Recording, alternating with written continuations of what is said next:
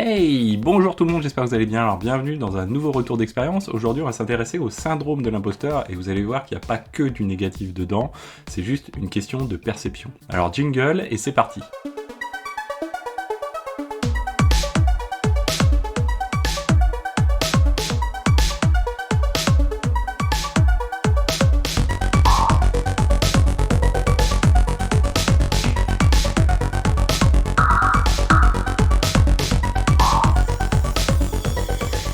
Alors avant de commencer, premier point, qu'est-ce que le syndrome de l'imposteur? Alors le syndrome de l'imposteur, c'est quelque chose qui revient assez souvent dans les conversations, un petit peu, c'est une question un petit peu de mode, hein. Je vais pas dire ça en jugeant les choses, mais c'est un effet de mode, on en reparle, en tout cas on pose des mots sur une problématique. Et c'est quelque chose qu'on faisait assez peu auparavant, en tout cas sur ce domaine-là. Vous pouvez regarder notamment, alors je l'ai pas vu, donc du coup ça va être une vidéo en totale neutralité, on va dire, mais vous pouvez aller voir notamment les talks de Aurélie Vache, qui fait des très très bons talks sur ce domaine-là. Je sais qu'elle en a fait plusieurs, y compris outre-Atlantique, etc. Donc du coup, j'imagine que ce talk est plutôt bien dans ce domaine-là, donc je vous invite vraiment à aller le voir. Donc du coup, peut-être que ce que je vais dire finalement ne va pas être en raccord avec ce talk, mais c'est pas l'objectif. L'objectif, c'est vraiment de vous livrer ce que j'en pense moi, à titre personnel. Alors après, est-ce que j'ai le syndrome de l'imposteur ou pas? Je ne sais pas, parce que vous allez voir finalement, je m'en fiche un petit peu de ces problématiques-là. Et justement, l'objectif, c'est de sortir quand on a un problème comme ça, hein, c'est de s'en sortir. L'idée, c'est pas de se dire ok, j'ai une maladie et j'accepte que c'est une maladie et puis finalement voilà, je culpabilise un petit peu là-dessus et je me dis j'ai un problème, donc j'ai un prétexte pour ne pas trouver de solution finalement, ou en tout cas dire que j'ai des choses qui sont complexes. Non, l'idée c'est avant toute chose peut-être que finalement on peut en tirer aussi du positif sur quelque chose qui est négatif. Si vous regardez pas mal de gens qui travaillent sur le développement personnel, ces choses-là, depuis des années, hein, pas des gens qui sont là pour blablater, on va dire, beaucoup vous diront que finalement, dans la vie, pour construire sa vie, etc., il va falloir affronter des difficultés, et c'est ces difficultés qui vont vous former, aussi terribles soient-elles. Donc, bon, le syndrome de l'imposteur, c'est pas une difficulté terrible, hein, franchement, il y a bien pire que ça dans la vie, hein, clairement, faut déjà se le dire, mais voilà. Alors, avant de commencer, hein, qu'est-ce que le syndrome de l'imposteur? Donc, c'est quelque chose qui est important quand même à définir avant de parler d'autre chose. Donc, c'est une tendance persistante en soi, qui fait que on va finalement quelque part un petit peu se dévaloriser et on va être dans la peur surtout persistante de ne jamais avoir conscience qu'on connaît un sujet. Et donc cette peur peut atteindre des proportions relativement importantes, hein. C'est là où finalement le curseur se place entre quelque chose que finalement on va réussir à supporter et à vivre au quotidien, ou quelque chose qui va être totalement insupportable. Et attention, quand je dis totalement insupportable, faut pas en abuser non plus. Quand je dis totalement insupportable, c'est que vraiment ça vous empêche totalement de faire les choses, c'est-à-dire clairement ne plus pouvoir travailler, etc. Là, c'est clairement insupportable. Si vous arrivez à travailler, etc., vous dites-vous bien qu'il y a bien des choses plus difficiles que ça dans la vie, donc relativisez déjà rien que sur cet aspect-là. Donc finalement, c'est un outil qui est, en tout cas, vous voyez tout de suite j'utilise le terme outil, mais en tout cas c'est une difficulté qui va être basée sur la remise en question. Et autant que certaines personnes ne se remettent pas du tout en question, ça c'est peut-être problématique pour eux et c'est un autre sujet, autant une personne un petit peu, on va dire, classique va se remettre en question, et ça c'est plutôt bon et sain, hein, généralement, c'est ce qui va faire qu'on va apprendre notamment de ses erreurs, mais aussi d'autres aspects. Et puis, quand on se remet en cause perpétuellement, en question perpétuellement, ça peut quand même aller relativement loin. Et dans le loin, ça peut aller jusqu'à faire en sorte que finalement les fondations qu'on essaye de poser, on ne les a jamais scellées au sol, on n'a jamais d'emprise finalement. Et donc de fait, on va jamais pouvoir poser des choses en se disant ok, ça y est, ça j'en ai une connaissance assez suffisante et je vais pouvoir m'aguerrir dessus et compléter un petit peu les choses. Alors ça, c'est rarement ce cas de figure-là qui se présente, hein, finalement. On va dire le syndrome de l'imposteur, c'est plus le cas de figure où j'ai posé des fondations. Effectivement, j'en ai pas une grande connaissance de me dire, en tout cas, je suis pas vraiment certain de ma connaissance. J'ai pas une grande confiance dans cette connaissance. Néanmoins, l'effet du syndrome de l'imposteur, c'est que je vais quand même continuer à aller chercher plus loin, un peu indéfiniment finalement, pour atteindre un niveau que je vais considérer peut-être comme expert, mais que finalement je ne considérerai jamais comme expert. Donc ça, c'est une problématique qui est assez intéressante.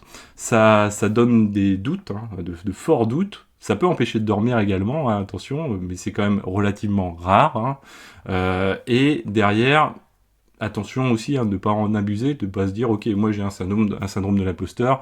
C'est un peu comme pas mal de maladies, on va dire, où y a des gens qui s'auto-prescrivent ou s'auto-diagnostiquent des maladies, etc. Vaut mieux pas rentrer dans ce domaine-là, parce que finalement, après, vous allez vous perturber vous-même en rentrant dans ce type de choses. Donc, malgré des capacités qu'on a éventuellement démontrées, finalement, on va avoir peu confiance dans ce qu'on a fait, et ça, c'est un petit peu dommage. Pour autant, est-ce que c'est problématique ? Ça dépend juste de la perception que vous avez de ça. C'est-à-dire que si vous considérez que vous n'avez pas le niveau, et c'est le fait de ne pas avoir ce niveau-là qui justifie pas votre salaire, etc., et que du coup vous auto-bloquez, là effectivement c'est un peu embêtant, mais vous voyez toujours que ça reste de la perception. Et la perception, c'est quoi finalement ? C'est un référentiel. Ce qui est important, c'est de voir la vie un petit peu comme un cube ou un prisme, ou un cube, hein, tout simplement. Vous avez des facettes, et suivant où on se positionne, on va voir les choses différemment. Là, c'est exactement la même chose. C'est-à-dire que si vous êtes dans ce cas de figure-là, ce qui est possible de faire, c'est de simplement changer de point de vue et de se dire, ok, moi, en étant spectateur externe, voire même demander des conseils à des amis, etc., hein, mais en spectateur externe, comment je me représente. Et finalement, une autre manière de faire, hein, alors c'est de se représenter vis-à-vis des autres, donc essayer de voir un petit peu le niveau moyen des autres dans certains sujets, et de se dire, est-ce que finalement j'arrive à peu près à faire ce que font les autres. Alors, souvent quand on est un petit peu dans le syndrome de l'imposteur, on a une tendance à surestimer ce que font les autres, ou en tout cas à voir surtout ce que font les autres, le mieux de ce que font les autres. Et on va voir par exemple, si on regarde des conférences, des talks, des posts sur Medium ou autres, ce qui est possible, ce qui arrive, en tout cas moi ça m'arrive assez régulièrement, c'est de prendre un prisme qui est relativement faussé finalement. Ça reste intéressant, il faut regarder ces posts pour progresser, hein, c'est très très important, mais il faut pas les regarder en se disant ok, la moyenne des gens qui sont en face, c'est ce niveau-là. Parce que finalement, si on regarde que des trucs d'experts, on va se dire ok, le monde est un monde d'experts et moi je suis effectivement novice vis-à-vis de ces experts. Ce qui n'est pas une très bonne base, et vous voyez que là encore c'est qu'une question de perception, c'est-à-dire que là on a vu qu'une partie de ce que montrent les gens, et là on en revient à ce que je disais assez souvent sur la chaîne, il y a une différence entre apprendre aux gens quelque chose ou montrer aux gens quelque chose. Et généralement, vous voyez soit sur des chaînes YouTube, des posts ou autres, des gens qui montrent quelque chose. C'est-à-dire qu'ils vont prendre le meilleur de ce qu'ils savent faire et ils vont le mettre en avant. Ce qui est assez logique, humain, on va dire ça repose sur un très bon fondement, c'est qu'ils veulent se mettre en valeur. C'est un moyen pour eux de montrer et de valider qu'ils savent faire quelque chose relativement pointu et le partager auprès des autres, ce qui est juste. Mais derrière, le prisme que ça peut donner, c'est que les personnes qui parcourent un petit peu le web avec une perception qui est troublée, ou en tout cas un filtre qui est basé uniquement sur ces critères-là, eh bien, on va ne voir que finalement des choses d'experts. Et on va se dire, finalement, je suis mauvais partout, quoi. Et finalement, c'est peut-être pas si mal que ça, il suffit simplement de changer le prisme. Donc ça, c'est une question, c'est une manière d'aborder les choses qui est très très importante, et ça c'est valable pour beaucoup de choses, hein. Là on en parle pour le syndrome de l'imposteur, c'est valable aussi pour les difficultés de la vie, etc. Il y a beaucoup de choses, c'est une question de prisme. Je suis pas un expert là-dedans, et même je peux vous dire, je fais quotidiennement quasiment des erreurs dans ces domaines-là, et même des erreurs importantes qui m'arrivent X fois par année, on va dire. Mais c'est toujours important de se dire, même si on fait l'erreur sur le moment, c'est après 1, 2 semaines, 3 mois, même plusieurs années après, de se dire finalement, le prisme que j'ai pris à l'époque, c'était pas le bon. Donc le cube, il faut le tourner. Et la manière, si j'avais pris autrement, peut-être que finalement cette expérience qui était relativement difficile à vivre peut être positive. C'est le cas du syndrome de l'imposteur. Alors pourquoi le syndrome de l'imposteur peut être un atout ? Parce que finalement, autant pour changer ce prisme, autant se donner une motivation de le changer déjà. Et autant se dire que finalement, le fait de se dire c'est une c'est une tare finalement, ou en tout cas c'est quelque chose, c'est un poids qui pèse sur moi. Non, finalement, autant se dire, mais c'est presque une qualité qui est ce syndrome de l'imposteur, c'est-à-dire cette remise en question qui va m'apporter quand même pas mal de choses. La première chose que ça va m'apporter, ça va me permettre d'aller plus en profondeur sur les sujets et de se dire que finalement, quelqu'un qui se contenterait du minimum, la PT install par exemple, on va dire, et puis la petite configuration et de se dire ah j'ai un cluster qui tourne et tant qu'on vient pas me demander plus, bah c'est réglé, moi je regarde pas plus dans le détail. Bah finalement c'est pas une grande qualité hein, que de faire ça, et je dirais même c'est pas un métier d'ingénieur, c'est plus un métier de technicien. Abonnez-vous et cliquez sur rejoindre pour soutenir la chaîne Xavki. Consultez la page d'accueil de la chaîne pour retrouver toutes les playlists et plus de 1500 tutos. Vous y retrouverez également tous les liens de la chaîne, y compris les podcasts. Il a installé le truc, ça tourne très bien. Peut-être que finalement dans l'écosystème dans lequel il se situe, le truc qu'il a, ça répond pas à la charge, ça va générer des problématiques à long terme, etc. Et c'est pas son problème, donc finalement ça c'est plus le réflexe un petit peu du technicien sans être péjoratif. Voilà, mais c'est plus j'ai fait un travail qu'on m'a demandé, j'ai pas pris de recul dessus, j'ai pas essayé d'aller un petit peu plus loin. Ça c'est dommage, et du coup le syndrome de l'imposteur va vous apporter, vous, si vous êtes dans ce cas de figure-là, un atout considérable, c'est de se dire ok, j'ai installé le truc, mais moi ça me suffit pas, je vais rentrer en profondeur dedans. Par exemple, dans mon cas de figure, alors moi c'est pas, voilà, je considère pas que j'ai le syndrome de l'imposteur, et même si je l'ai, je m'en ficherai tout autant. C'est que dans beaucoup de sociétés où je suis passé, j'ai installé des choses, très rapidement, on m'a dit ok, ouais, il me faut ça en production, etc. Et donc j'ai installé l'élément, et je considère que tel que je l'ai installé, ça ne me suffit pas. C'est-à-dire que, première chose, je n'ai pas la connaissance parfois pour en faire en production, parce qu'on m'a pas forcément laissé le temps en tout cas, ou en tout cas je n'ai pas pris le temps peut-être de le faire également. Et deux, ça serait dommage de s'arrêter là. Pour ma carrière, pas forcément pour la société en question. Si la société a décidé de le faire en mode bâclé, c'est son problème, on va dire.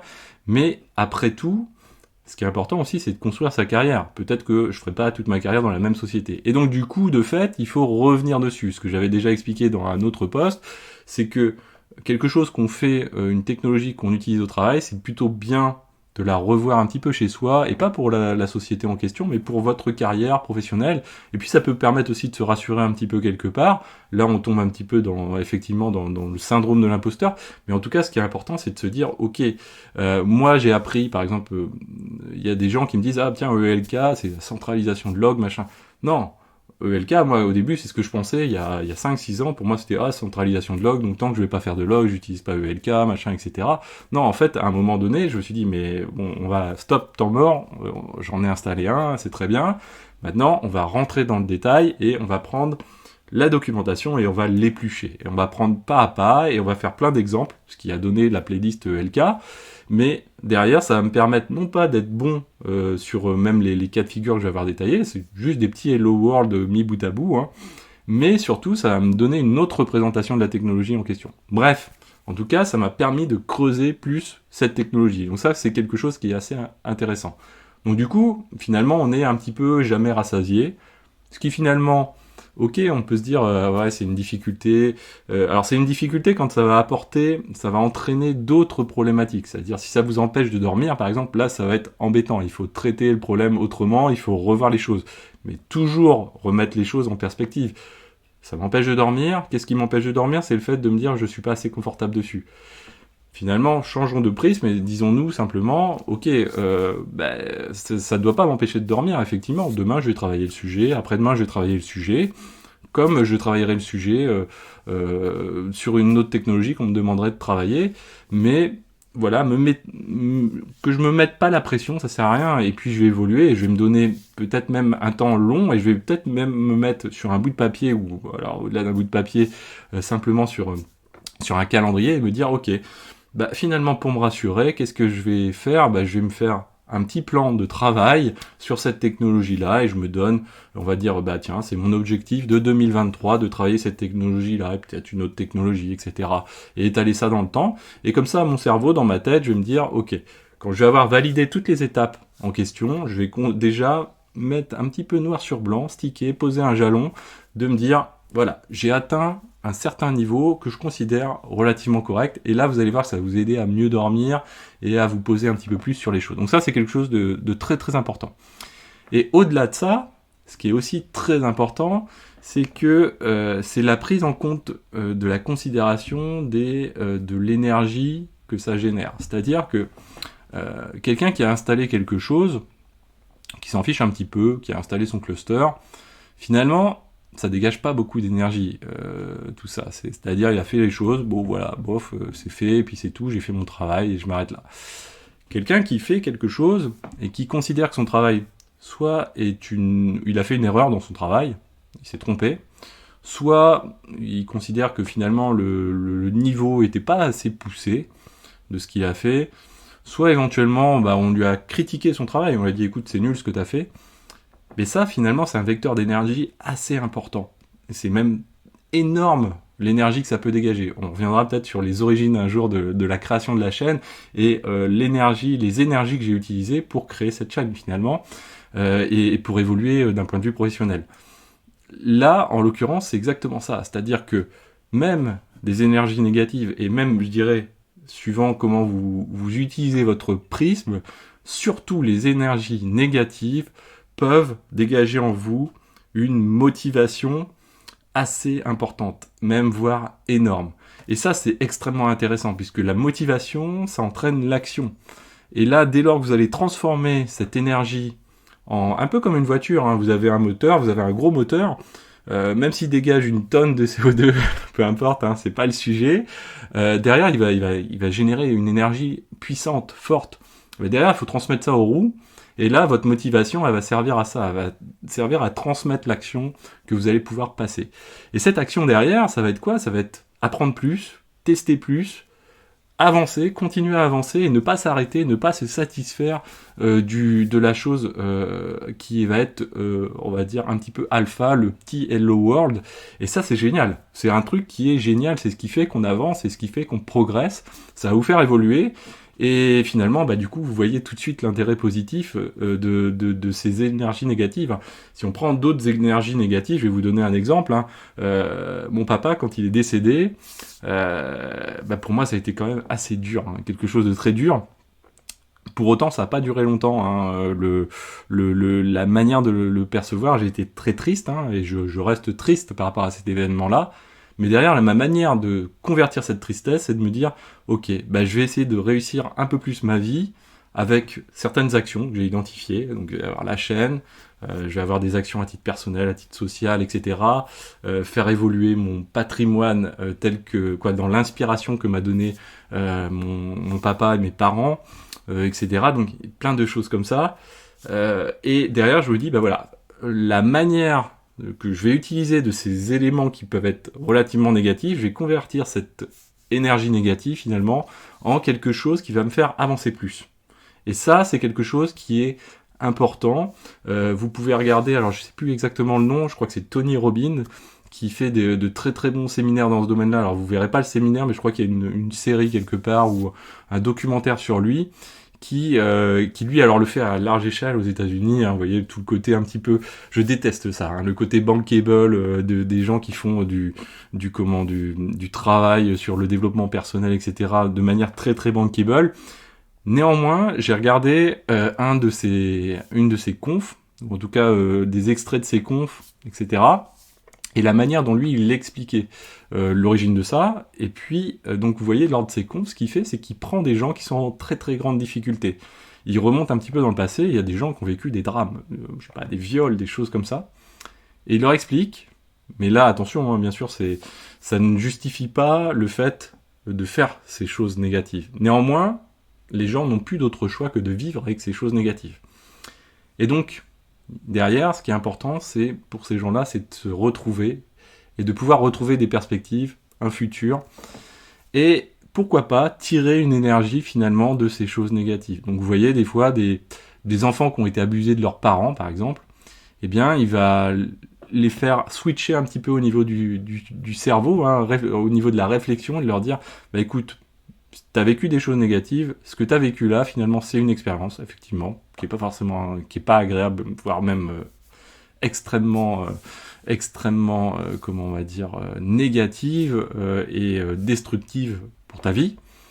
Mais néanmoins, tu as besoin d'avancer, de continuer à avancer. Et donc, utilise cette énergie-là pour évoluer, peut-être faire le contraire, et trouve-en de l'énergie. C'est très très facile à dire, très difficile à réaliser bien sûr, mais lui en tout cas transmet ce type de message qui est extrêmement intéressant, et vous le voyez, la vie finalement, il y a beaucoup de choses, on en retient beaucoup de choses positives, mais trouver de l'énergie dans les choses positives, ça c'est extrêmement facile, commun à faire, c'est pas très dur. Quelqu'un qui gagne tout le temps, de se dire ok, bah, je cherche à gagner encore, ça va pas être très dur hein, finalement. Vous prenez les champions, vous allez voir que la plupart des champions, si vous leur posez la question de comment tu apprends le plus, bah, la plupart vont vous répondre eh bien, par la défaite tout simplement. On apprend plus dans la défaite que dans la victoire. Néanmoins, attention, il faut savoir continuer à apprendre dans la victoire également. C'est ce que savent faire les très grands champions. C'est même s'ils ne perdent très rarement, on va dire, bah, ils arrivent à apprendre par la victoire. Mais quand ils perdent, par contre, là, ils vont apprendre encore beaucoup plus. Moi, je me rappelle quand j'étais gamin, je faisais beaucoup de compètes. Quand je rentrais le soir tard et que j'avais perdu 1, 2, 3 matchs, bah, toute la nuit je recogitais mes trucs et me dire mais à quel moment ce match-là je l'ai perdu. Il y a toujours le petit moment fatidique. Et est-ce que j'aurais pu le faire autrement? Comment j'ai réagi? Peut-être que je me suis agacé sur le moment, peut-être que je me suis contracté, etc. Et derrière corriger. Et ça c'est un cycle qui est extrêmement vertueux, extrêmement intéressant. Le tout par contre, on en revient toujours à notre cube, à notre prisme, c'est de changer ce prisme. Et ça c'est quelque chose qui malheureusement est difficile à réaliser. Et c'est là où le développement personnel, etc. est extrêmement intéressant, c'est que les gens, il y a des personnes qui aident un petit peu à surpasser les choses. Néanmoins, voilà, il faut sur soi faire ce travail-là, l'avoir en tête. C'est vrai que assez souvent, la problématique, c'est avant toute chose, c'est qu'on n'a pas conscience qu'on peut en tirer parti autrement. Et ça, c'est quelque chose qui est très important. Donc le syndrome de l'imposteur, pour moi, c'est exactement ça. Ça peut être un atout formidable dès lors qu'on ne se laisse pas emballer dedans, et on va y trouver à la fois la capacité et l'énergie pour se dépasser, aller plus loin. Donc ça, c'est quelque chose d'important. Se remettre en question des choses fondamentales, et ça, c'est aussi quelque chose qui est intéressant. Les scientifiques, vous avez beaucoup de scientifiques qui remettent en cause des choses fondamentales, et c'est comme ça qu'on fait des découvertes. Donc c'est exactement ce même principe-là. Alors ça veut pas dire qu'il faut remettre en cause tout et n'importe quoi, mais voilà, ça peut vous driver également, et surtout ce qui est important, c'est relativiser les choses, changer de prisme, et voilà. Donc j'espère que cette vidéo vous a plu. Si vous êtes dans ce cas de figure-là, je pense que ça va pas forcément intéresser tout le monde. Moi je vous dis à très bientôt sur Xaski. Ciao!